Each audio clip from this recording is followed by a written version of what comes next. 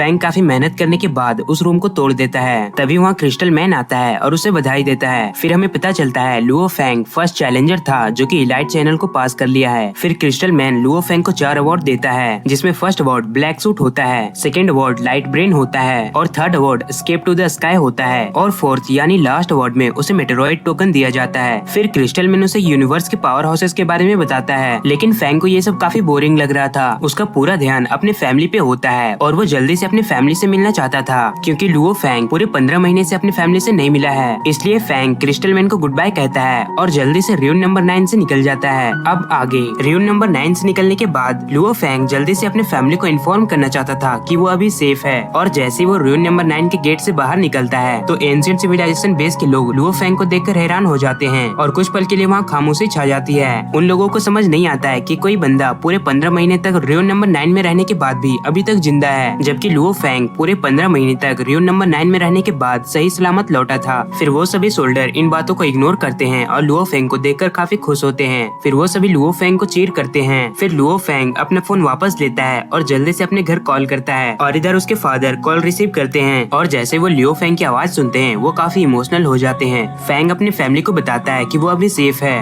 उसके बाद फैंग सुजिन को कॉल करता है और इस समय सुजिन खुद को रिमोट सिटी में हील कर रही थी। जब से वो लुओ फैंग का डेथ न्यूज सुनी थी वो डिप्रेशन में चली गई थी और यहाँ तक कि उसने अपने स्कूल को भी ड्रॉप आउट कर दिया था और इसलिए वो रिमोट सिटी खुद को हील करने के लिए आई थी। और जैसे ही वो देखती है कि कॉलर आईडी लुओ फैंग का है तो वो थोड़ा मुस्कुराती है और वो भी इमोशनल होकर कॉल रिसीव करती है। और जैसे वो लुओ फैंग का आवाज सुनती है वो नर्वस हो जाती है और उसकी आंखों से आंसू आने लगता है और वो फौरन अपने रूम से बाहर निकलती है और वो जल्दी से लुओ फैंग से मिलना चाहती थी, इसलिए वो डिसाइड करती है कि वो फौरन जैंगनियन सिटी जाएगी। और इधर हम देखते हैं होंग को ये न्यूज मिलती है कि लुओ फैंग रियून नंबर 9 से बाहर आ गया है। तो होंग जल्दी से अपने प्राइवेट प्लेन से लुओ फैंग को मिलने जाता है और होंग जो कि अर्थ का सबसे पावरफुल पर्सन है वो कभी किसी से अपने प्राइवेट प्लेन से मिलने नहीं गया था, लेकिन इस बार वो लुओ फैंग से मिलने जाता है। फिर प्लेन में होंग और लुओ फैंग में बातचीत होती है। लुओ फैंग बताता है कि कैसे उसने रियून नंबर 9 को एक्सपीरियंस किया और वो मेटेरॉइड वंशज और क्रिस्टल मैन के बारे में कुछ भी डिस्कस नहीं करता है, क्योंकि उसने क्रिस्टल मैन से पहले ही प्रॉमिस किया था कि वो इस इन्फॉर्मेशन को डिस्क्लोज नहीं करेगा, इसे सीक्रेट ही रखेगा। और फाइनली लुओ फैंग अपने घर पहुंच जाता है और वो अपने फैमिली को देखकर काफी खुश होता है। इतने सालों बाद वो अपने पेरेंट्स और यंगर ब्रदर को देखकर काफी इमोशनल हो जाता है। उसके मोम का फेस मुरझाया हुआ था और वो 10 साल ओल्डर लग रही थी और उसके फादर जख्मी हालत में बेड पे पड़े हुए थे।